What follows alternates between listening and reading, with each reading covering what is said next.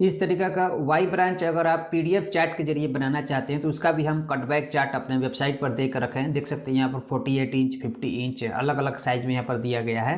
देख सकते हैं 36 34 20 30 22 24 26 inch 10 inch 12 inch 14 inch 4 inch 6 inch 8 inch और यहाँ पर 1.5 इंच से लेकर के यानी कि टोटल यहाँ पर डायमेंशन 50 इंच तक यहाँ पर कटबैक चार्ट हमने दिया है। अलग अलग डिग्री में है। यहाँ पर देख सकते हैं 60 डिग्री 45 डिग्री 30 डिग्री अलग अलग डिग्री में वाई ब्रांच बना सकते हैं पीडीएफ चार्ट के जरिए। इसका भी हमने कटबैक दे के रखा है। देखिए यहाँ पर आपको 10 इंच वाला वाई ब्रांच खोल के दिखा दे रहे हैं यहाँ पर किस तरीके से मार्किंग करना है। तो इस तरीके से आपको ओपन कर लेना है।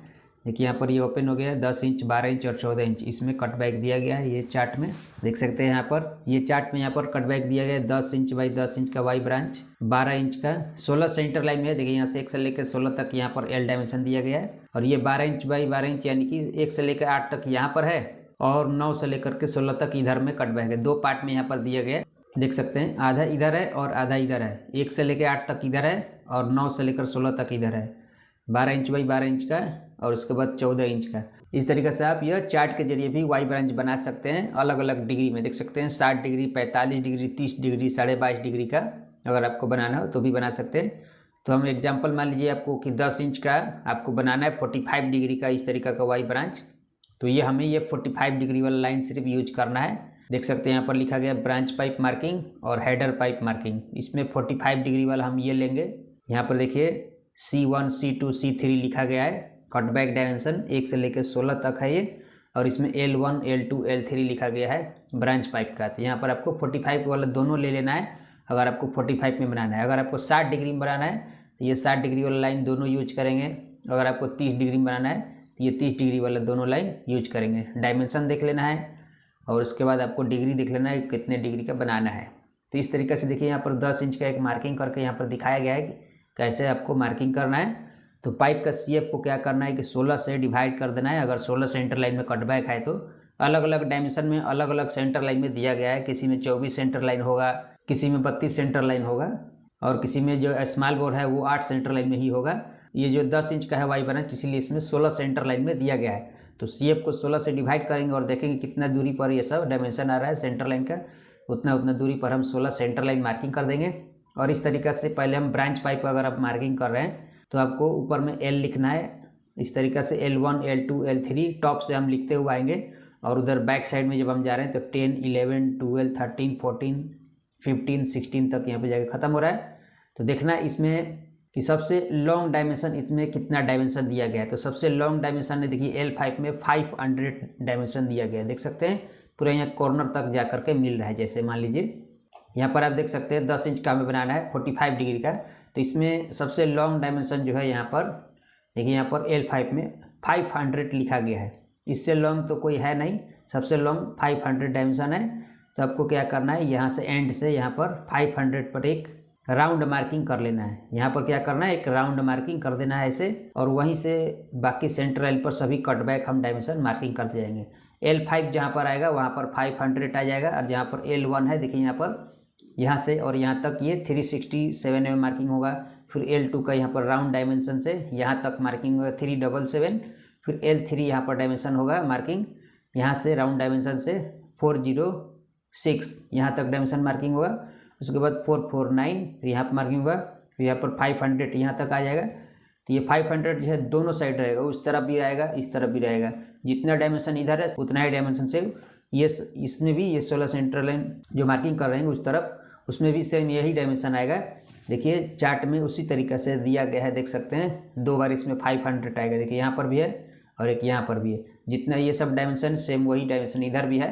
तो इस तरीक़े से आपको देखना है कि आपको पहले ब्रांच पाइप मार्किंग करना है या फिर हेडर पाइप पहले मार्किंग करना है। तो हेडर वाला कटबैक लेंगे।